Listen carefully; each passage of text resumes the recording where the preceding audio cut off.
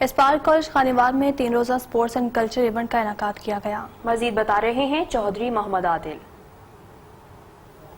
پنجاب حکومت نے جہاں پر جشن بہارا منانے کا اعلان کیا تو وہیں اسپائر کالج خانیوال نے بھی 3 روزہ سپورٹس اور کلچر ایونٹ کا انعقاد کیا۔ 3 دن جو ہے وہ سپورٹس اور مختلف مقابلہ جات جو ہے کھیلوں کے کروائے گئے، اور آج یہاں پر جو ہے اسپائر کالج خانیوال میں کلچرل ڈے کا اہتمام کیا گیا ہے۔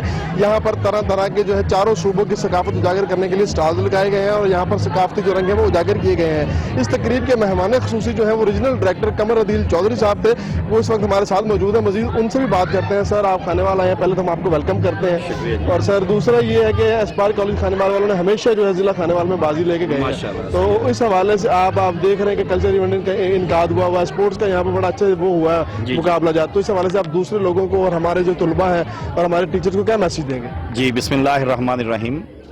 اصل میں رانا صاحب جو ہے نا، یہ بہت تخلیقی مائنڈ کے آدمی ہیں، تو اس طرح کی ایکٹیویٹیز میں یہ جو پیش رہتے ہیں۔